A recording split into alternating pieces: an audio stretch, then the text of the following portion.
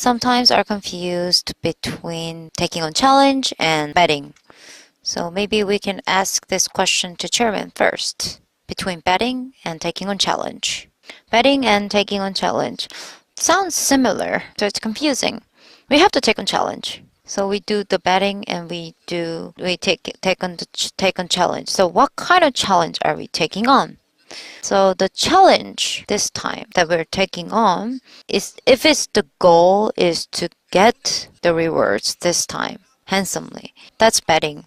If your goal is to make sure your partners get rewards properly and handsomely, if that's the goal, it's taking on challenge. I can define it like that. How about you, Choi Gyu-jeong? I think I can make it simpler.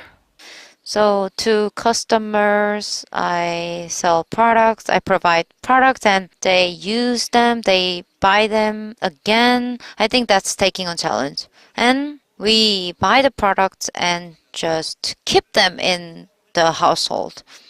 Maybe for future use, but maybe it's too many for future use. If they're just stocked and kept in house, that's betting.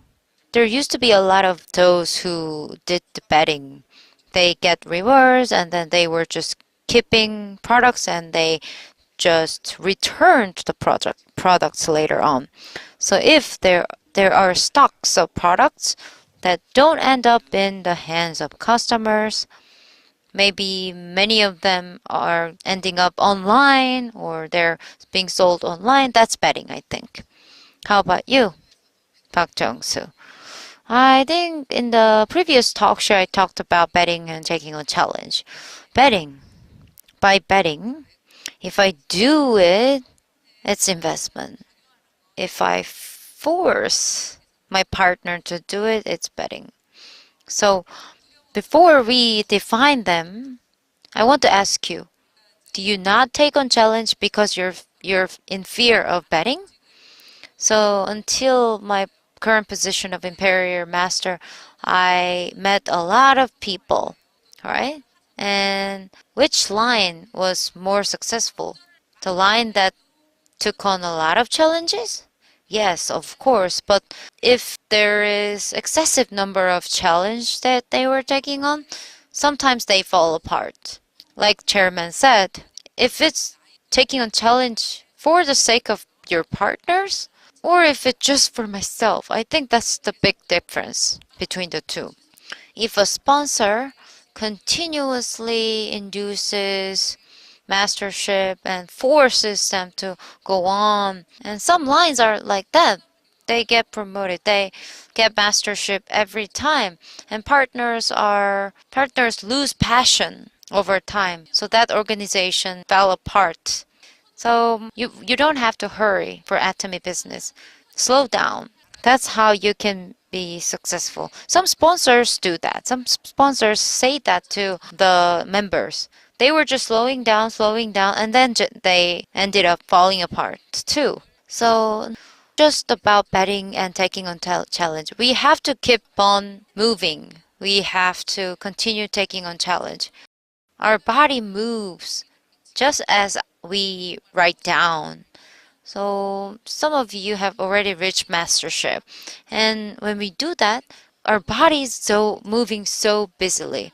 They're saying to me, wow, 24 hours is too short. Every day I'm running. But some people don't plan anything, have no goal, there's no moving and slowing down over time, and then they ended up falling apart. So these days I'm thinking the best solution is to help your partners to take on challenge. That's the best way to work and rooting for each other while we take on challenge. But then, as a sponsor, who should I support? What partner should I support? That depends on the assumption that I take a look at how they're doing. Who is really sincerely focused on Atomy business? Who is crazy about Atomy business? So I tend to take a look at all the partners. That's my habit. In the beginning of my business, partners are asking me for money. And some partners are asking me for money, saying that they're going to bring great partners to me.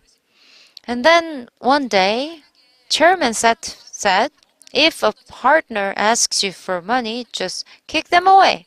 They're not going to be successful. They will not work.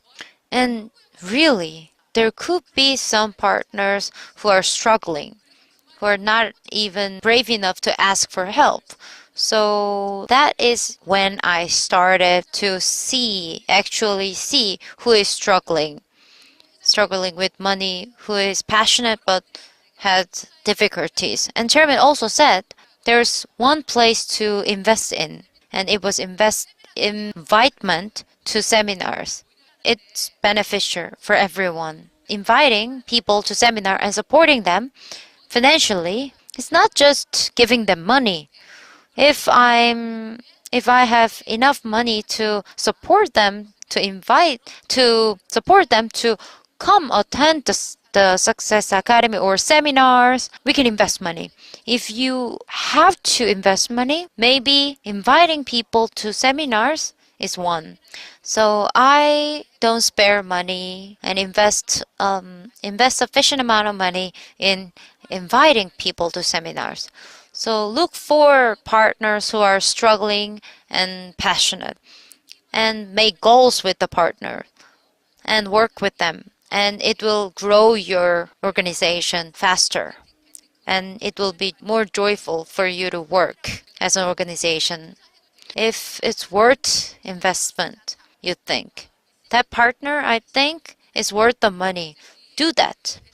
Let's not just continuously talk about what is betting, what is taking on challenge. Just do your job, do your business. That's my advice.